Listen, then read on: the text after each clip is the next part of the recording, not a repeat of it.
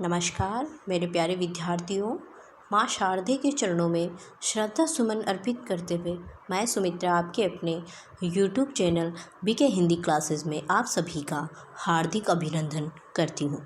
प्यारे बच्चों, आज हम लंका विजय का तृतीय प्रकरण के बारे में अध्ययन करेंगे।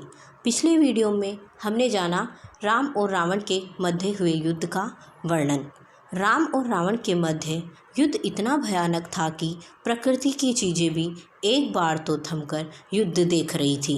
हवा रुक गई और सूर्य भी बादलों के पीछे छिप गया था। तो शुरू करते हैं आज का प्रकरण इस प्रकार।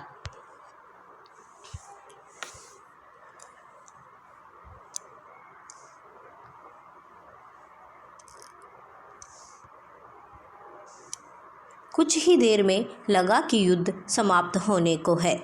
दोनों पक्ष के योद्धा हाथ बांधकर खड़े हो गए।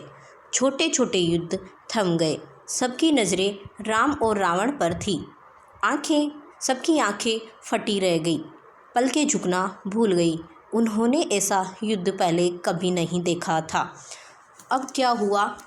दोनों योद्धा अपनी पूरी ताकत से लड़ रहे थे। कोई भी पीछे खिसकने को तैयार नहीं था। कुछ ही देर में लगा कि युद्ध समाप्त होने वाला है। दोनों पक्ष के योद्धा हाथ बांधकर दूर दूर खड़े हो गए। छोटे छोटे युद्ध जो इतनी देर हो रहे थे वह अब रुक गए। सबकी नज़रें राम और रावण पर थी। सबकी आंखें फटी की फटी रह गई, सबकी पलकें झुकना भी भूल गई। और युद्ध ऐसा पहले कभी नहीं देखा था उन्होंने। लेकिन महासंग्राम समाप्त नहीं हुआ था। लेकिन अब भी ये जो युद्ध था अब भी समाप्त नहीं हो रहा था। रावण का एक बाण राम को लगा। अब ये युद्ध बंद नहीं हुआ और युद्ध फिर से शुरू हो गया। रावण का एक बाण राम को लग गया। उनके रथ की ध्वजा कटकर गिर पड़ी। ध्वजा का मतलब यहाँ पे झंडा से है और रथ की जो ध्वजा है, झंडा है, वह नीचे गिर पड़ा। राम ने प्रहार किया। प्रहार का मतलब यहाँ आक्रमण से है। बाण रावण के मस्तक में लगा और जो राम ने बाण चलाया वह बाण रावण के मस्तक में जाकर लगा। रक्त की धारा बह निकली और मस्तक में लगते ही रक्त की धारा बह निकली। बीच में युद्ध कुछ पल के लिए रुक गया। रावण अपने महल चला गया। अब फिर से युद्ध शुरू गया है दोनों के मध्य और रावण ने एक बाण राम को लगा। रावण का एक बाण राम को लगा और जिससे क्या हुआ, रथ की ध्वजा कटकर नीचे गिर पड़ी। फिर राम ने दोबारा प्रहार किया, दोबारा आक्रमण किया तो बाण रावण के मस्तक को जा लगा और रक्त की धारा बह निकली। और बीच में ही थोड़ी देर के लिए युद्ध रुक गया और रावण अपने महल चला गया घोड़े और रथ को बदलने। राम को इसकी आवश्यकता नहीं पड़ी, लेकिन राम को इसकी ज़रूरत नहीं थी। युद्ध फिर शुरू हुआ था। अब उनके रथ एक दूसरे के सामने थे। योद्धा आंखों में आंखें डालकर देख सकते थे। घोड़ों के मुँह मिल गए थे। अब क्या हुआ?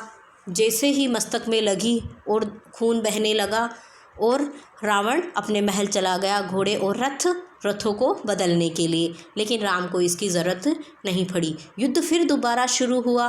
अब उनके रथ आमने सामने थे। योद्धा एक दूसरे की आंखों में देख रहे थे और इस प्रकार देख रहे थे कि घोड़ों के जो मुंह हैं वो भी आपस में मिल गए थे। और राम के बाणों ने रावण के रथ का मुंह मोड़ लिया और राम ने फिर बाण चलाया। राम ने एक बाण चलाया जिससे क्या हुआ, रावण के रथ का मुंह मुड़ गया। ये पराजय का एक संकेत था। जो रावण का जो रथ का मुंह पीछे मुड़ना, ये एक क्या है? पराजय का संकेत है। रावण हिम्मत हारने लगा। वह क्या करने लगा? उसकी हिम्मत जवाब देने लगी।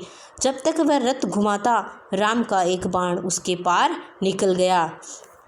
अब जैसे ही रावण अपने रथ को संभालता पीछे घुमाता, तब तक तो राम ने एक बाण चला दिया और वह बाण रावण के पार निकल गया। रथ मुड़ा लेकिन रावण के हाथ से धनुष छूट गया। अब जैसे ही राम ने बाण चलाया लेकिन रथ तो मुड़ गया, लेकिन रावण का जो हाथ से जो धनुष था वह नीचे गिर गया और वह धरती पर गिर पड़ा और मारा गया। बची हुई राक्षस सेना हड़बड़ा गई और जो जितनी भी राक्षस सेना बची थी वह घबरा गई, जान बचाकर भागी और घबरा कर क्या करने लग गई, जान बचाकर पीछे भागने लग गई। उनका दिशा ज्ञान शून्य हो गया, जिधर अवसर मिला भागा। कुछ राक्षस वानर सेना की ओर दौड़ पड़े, कुछ भागते हुए समुद्र में जा गिरे। अब जैसे ही रावण मारा गया तो उसकी जो बची कुची जो भी सेना थी, जितनी भी थी, वह घबराकर जान बचाकर अपनी भागने लगी और उनको दिशा का ज्ञान भी नहीं था उस टाइम, क्योंकि घबराकर वो कहाँ किधर की भागने लगे, वानर सेना की ओर भागने लगे, कुछ समुद्र की ओर भागने लगे, तो उनका दिशा ज्ञान बिल्कुल शून्य हो गया। लंका विजय अभियान पूरा हुआ। अब रावण मारा जा चुका है, राम की विजय हो चुकी है और राम है किसके लिए युद्ध कर रहे थे, सीता मैया के लिए। अब रावण की मृत्यु हो गई है, उसका वध कर दिया है, तो लंका विजय अभियान पूरा हुआ। राम की जयकार होने लगी। जैसे ही राम की विजय हुई वो लोग जो वानर सेना ने जय जयकार होने लगी, जय जयकार करने लगे। कुछ समय पूर्व का रण क्षेत्र एकदम बदल गया।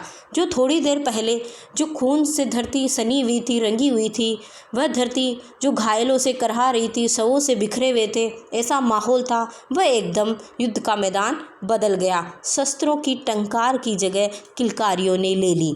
जो इतनी देर शस्त्रों की आवाज़ें चल रही थी वह अब किलकारियों ने ले ली। वानर सेना उछल कूद करने लगी और वानर सेना मस्ती करने लग गई। समुद्र से ठंडी हवा आ रही थी। शस्त्रों से उत्पन्न गर्मी वह अपने साथ बहा ले गई। कोलाहल तुमुलनाद में परिवर्तित हो गया।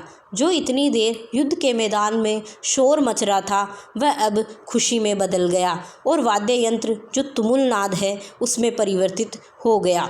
प्रसन्नता सर्वव्याप्त थी और चारों तरफ क्या थी, खुशी ही खुशी, खुशी का माहौल हो गया।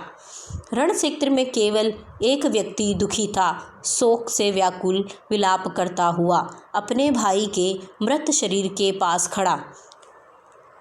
अब एक ही व्यक्ति ऐसा था जो क्या था, शोक से व्याकुल दुखी था, रो रहा था। वह कौन था?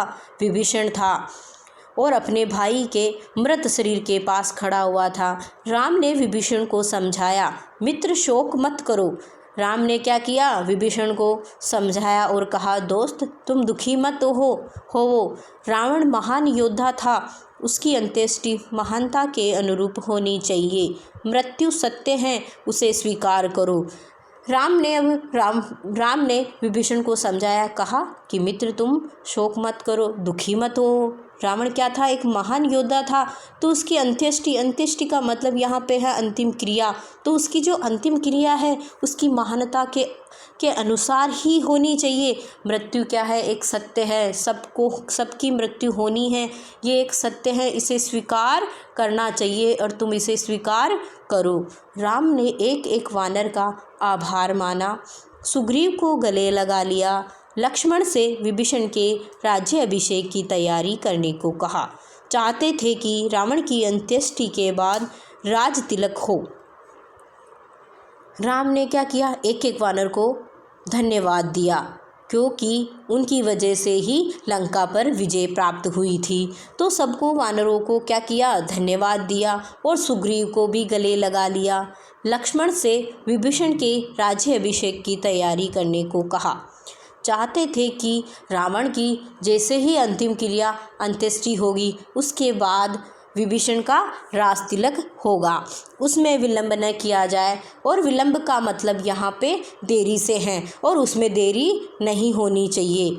उन्होंने हनुमान को बुलाया और जाकर हनुमान को बुलाने को कहा। अशोक वाटिका जाने का निर्देश दिया। यह संदेश आपको ही सीता तक पहुंचाना है। उन्हें लंका विजय का समाचार दीजिए। उनका संदेश लेकर शीघ्र आइए। अब हनुमान को बुलाने को कहा कि आप अशोक वाटिका जाइए, क्योंकि सीता मैया को लक्ष्मण और राम के सिवा तो कोई भी नहीं जानता है, सिवाय राम और लक्ष्मण और हनुमान के। तो हनुमान को ही बुलाया उन्होंने और कहा कि आप अशोक वाटिका ही जाइए और ये संदेश लेकर जाइए और लंका विजय का समाचार उनको सुनाइए और जल्दी ही संदेश लेकर वापस आ जाइए। विभीषण के अंत्येष्टि से लौटने तक उनके राज्याभिषेक की तैयारियां हो चुकी थी। लक्ष्मण राजमहल पहुंच गए थे। वानर स्वर्ण कलश में समुद्र का पानी ले आए थे। लक्ष्मण विभीषण के पास गए, उन्हें साथ लेकर राज सिंहासन तक आए। सोने का चमचमाता हुआ सिंहासन उनका इंतजार कर रहा था। वो सिंहासन रत्नों मणियों से जड़ित था। समुद्र जल से उन्होंने विभीषण का अभिषेक किया। अब वह विभीषण लंका के राजा बन गए। इसी बीच हनुमान अशोक वाटिका से लौट आए और जब तक विभीषण का राज्याभिषेक हो गया तब तक हनुमान भी लौट आए राम के पास, और उन्होंने माता सीता का लंका विजय का समाचार सुनकर प्रसन्न हुई और उन्होंने कहा कि माता सीता बहुत खुश हुई है लंका विजय का समाचार सुनकर, और वो आपसे मिलने के लिए बहुत उत्सुक है, अधीर हैं।